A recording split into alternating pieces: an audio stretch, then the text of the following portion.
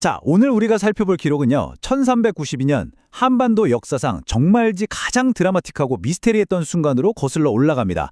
바로 500년이라는 어마어마한 시간을 거친 거대한 고려 왕조가 무너지고 새로운 나라 조선이 세워지던 바로 그 시점이죠. 당시 분위기가 어땠을지 한번 상상해 보시겠어요? 역사의 수레바퀴가 요동치고 팽팽한 긴장감이 감도는 가운데 진짜 우리의 상식을 완전히 뒤엎는 엄청난 일이 벌어집니다. 여러분, 보통 왕조가 무너지면 어떤 일이 벌어질까요? 역사 속에서 정권이 교체되던 순간들을 머릿속으로 살짝만 그려보세요. 사실 패턴은 다 비슷하잖아요? 그야말로 피비린내 나는 잔혹한 결과가 뒤따르기 마련입니다. 새로운 권력을 잡은 쪽은 이전 왕족들의 씨를 말려버리고 반대파는 무참히 처형하죠. 오직 공포, 그리고 피로써 자신의 권력을 증명하는 겁니다. 그 시대에 권력이 이동한다는 건 사실상 대학살을 의미했으니까요. 자, 그럼 본격적으로 한번 파헤쳐 볼까요? 일반적인 왕조 교체는 보시다시피 반대파 숙청이라는 한 단어로 요약됩니다. 그런데 조선 건국 과정을 보면요. 정말 선명하게 대숙청, 없음이라는 기조가 딱 버티고 있습니다. 이거 정말 극명하고 놀라운 대비 아닙니까? 당연히 피바람이 쌩쌩 몰아쳐야 할 타이밍인데 예상과는 완전히 다르게 피가 거의 흐르지 않았다는 거예요. 도대체 이 기묘한 현상이 어떻게 가능했던 걸까요? 제1장 위협, 몰락한 왕씨 가문입니다. 피를 안 흘렸다고 해서 새 나라를 위협하는 세력이 없었던 건 절대 아닙니다. 생각해보세요. 무려 500년입니다. 500년 동안 나라를 다스렸던 고려 왕실. 그러니까 이 왕씨 일가는 이제 막 태어난 조선에게 그야말로 숨통을 조이는 거대한 실존적 위협이었어요. 전 왕조의 피를 이은 사람들이 살아있는 한 언제든 반란의 깃발이 될 수 있는 아주 위험천만한 존재들이었거든요. 조선 조정 내부에서도 이걸 넋놓고 보고만 있었을 리가 없죠. 태조실록을 보면 이런 기록이 나옵니다. 고려 왕조의 왕씨들을 지방으로 보내자고 청하였다.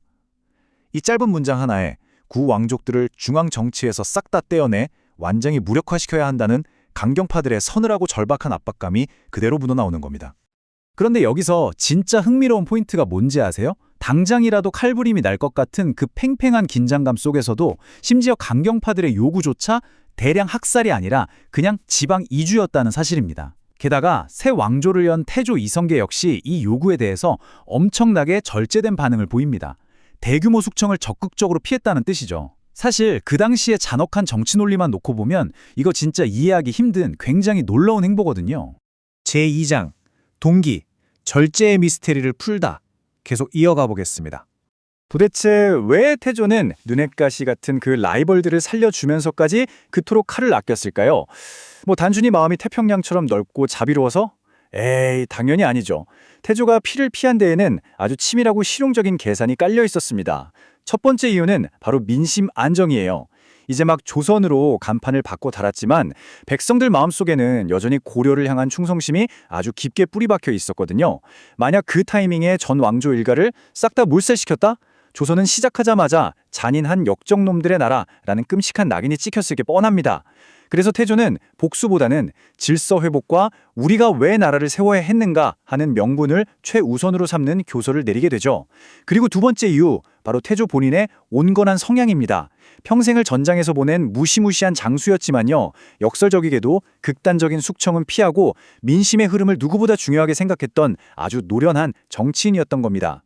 이 부분을 아주 기가 막히게 보여주는 사례가 바로 고려의 상징적인 유학자였던 이색을 어떻게 처리하느냐 하는 문제였습니다. 강경파들은 난리가 났죠. 외부랑 철저하게 단절된 그 험난한 섬으로 유배를 보내야 한다고 목소리를 높였습니다. 사실상 정치적 숨통을 끊어버리자는 거였죠. 근데 태조의 선택을 한번 보세요. 섬에 아니라 내륙으로 유배를 보내는 선에서 형벌 수위를 대폭 낮춰버립니다. 타협안을 찾은 거죠. 반대파를 완전히 짓밟지 않으면서도 정치적인 위협은 확실하게 통제하는 태조만의 고도의 정치적 전략이 돋보이는 대목입니다. 제3장 하늘의 알리바이, 비와 정당성. 자, 다음으로 넘어가 보죠. 자, 여기서부터 조선 건국이라는 거대한 퍼즐이 자연의 도움을 받아서 그야말로 완벽하게 딱딱 맞춰지기 시작합니다. 권력 찬탈자라는 꼬리표를 어떻게든 떼어내야 했던 태조에게 가장 치명적이었던 정당성 문제를 정말 하룻밤새 해결해버린 기막힌 자연현상이 일어난 건데요. 당시 한반도 전체가 엄청나게 긴 가뭄에 시달리고 있었어요. 그런데 태조가 왕위에 오르는 바로 그 극적인 순간, 그 지독했던 가뭄이 끝나고 마침내 시원한 단비가 쏟아져 내리기 시작한 겁니다. 뭐 요즘 시각으로 보면 그냥 오늘 비 오네 하는 우연의 일치겠지만요. 한번 상상해 보세요. 과학보다 하늘의 뜻을 훨씬 더 두려워했던 당시 백성들에게 이 완벽한 타이밍에 쏟아진 비가 과연 어떤 의미로 다가왔을까요? 그래서 여기서 등장하는 가장 핵심적인 개념이 바로 천명입니다. 왕조 시대의 이 천명이라는 건 하늘이 직접 새로운 통치자를 내가 허락하노라 하고 인증 마크를 찍어주는 궁극적인 정치적 승인이었거든요. 하늘이 딱 맞춰 내려준 이 단비 덕분에 이성계의 무력 쿠데타는 백성들 사이에서 순식간에 하늘이 허락한 정권 교체로 완벽하게 포장이 됩니다. 백성들한테 겁을 주기 위해서 억압하고 반대파를 싹 다 쓸어버리는 피비린내 나는 숙청이요? 이런 완벽한 하늘의 알리바이가 생겨버렸는데 그런 무리수가 굳이 필요했겠습니까? 전혀 필요가 없어졌던 거죠. 제4장 반전, 지연된 칼날입니다. 하지만 여러분, 이 이야기의 진짜 소름 돋는 반전은 바로 지금부터입니다. 지금까지 우리나 쭉 보면서 감탄했던 그 태조의 평화와 절제가 사실은 새 나라가 당장 살아남기 위해 선택했던 임시방편의 생존 전략에 불과했다는 그 어두운 진실을 이제 마주해야 하거든요. 1392년 놀라울 정도로 피 한 방울 흘리지 않고 건국된 조선. 하지만 시간이 흐르면서 상황은 완전히 뒤집힙니다. 절대 권력을 차지하기 위해 형제들끼리 칼을 겨누는 끔찍한 왕자의 난이 터져나오잖아요.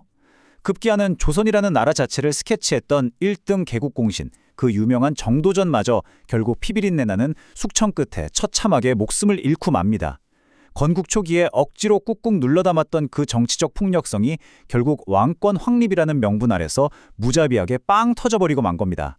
그러니까 정리해보자면 조선 초기에는 민심을 최우선으로 삼았지만 시간이 지날수록 결국 그들도 칼에 의존할 수밖에 없었다는 얘기입니다. 초기에 보여졌던 태조의 그 놀라운 절제력은 그가 무슨 도덕적인 성자라서가 아니었어요. 권력의 정당성을 어떻게든 확보하려고 치밀하게 계산했던 노련한 전략가의 모습이었던 거죠. 하지만 그 뒤에 줄줄이 이어진 핏빛 숙청들을 보면 이 절대 권력을 다져가는 과정에서 결국 폭력이라는 칼날은 기어코 그 날카로운 본성을 드러내고 만다는 아주 씁쓸한 사실을 증명해주고 있습니다. 자, 오늘 우리가 함께 살펴본 이 역사는요, 그냥 옛날 이야기로 끝나는 게 아닙니다. 권력 그리고 인간의 본성에 대해서 아주 묵직한 질문 하나를 우리에게 툭 던져주거든요. 과연 새로운 나라는 피만으로 유지될 수 있는가? 권력의 정당성을 얻고 또 나라를 안정시키기 위해서 진짜로 지불해야만 하는 비용은 과연 무엇일까요? 태조 이성계는 피만으로는 결코 나라를 세울 수 없다는 걸 너무나도 뼈저리게 잘 알고 있었어요. 하지만 결국 그 세운 나라를 지켜내기 위해서 후대의 조선은 기어이 두 손에 붉은 피를 묻혀야만 했습니다. 이 권력이 가진 참 서늘하고도 아이러니한 모순, 그 해답이 과연 무엇일지는 여러분 각자가 한번 깊이 고민해 보셨으면 좋겠습니다.